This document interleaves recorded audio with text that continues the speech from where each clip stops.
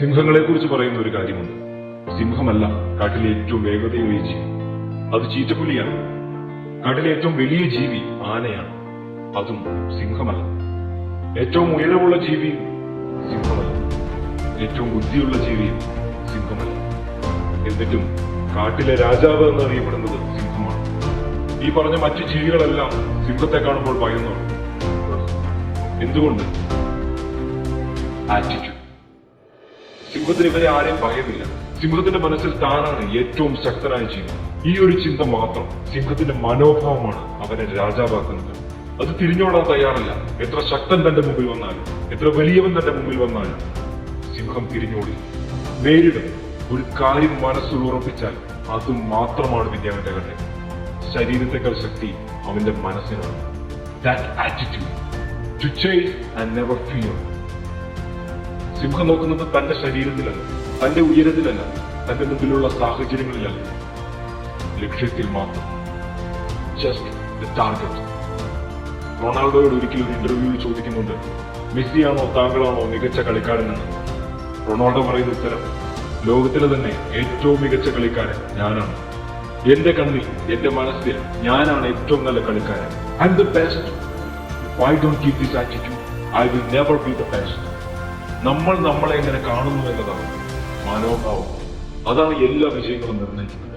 Attitude will always define who we are in life.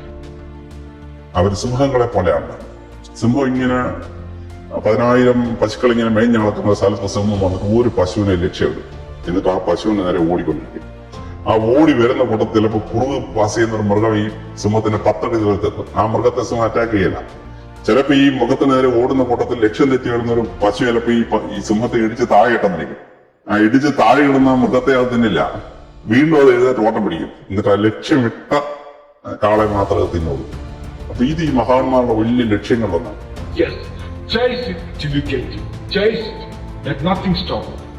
ഒരിക്കലും സ്വയം വില കുറച്ച് കാണരുത്.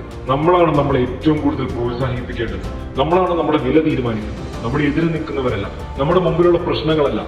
Just believe the attitude to face the problems. പരുന്തിനെ കുറിച്ച് പറയുന്ന ഒരു കാര്യമുണ്ട്. കലിതുള്ളി മഴ പെയ്തുറങ്ങുമ്പോൾ മറ്റു പക്ഷികളെല്ലാം തിരിച്ചു കൂടുകളിൽ കയറും, സുരക്ഷിതമായ ഒരു സ്ഥലം തേടും. പക്ഷേ പരുന്ത മേഘങ്ങൾക്ക് മുകളിൽ പറന്ന് ആ മഴയെ അതിജീവിക്കും. എല്ലാവർക്കും പ്രശ്നങ്ങളും തടസ്സങ്ങളും മുമ്പിലുണ്ട്. പക്ഷെ അതിനോടുള്ള മനോഭാവമാണ് വിജയികളെ സൃഷ്ടിക്കുന്നത്. Your attitude determines your altitude. How high we will go, how high we will fly. It's all about attitude. The problem is not the problem. The problem is your attitude about the problem. Attitude will always define who we are in life.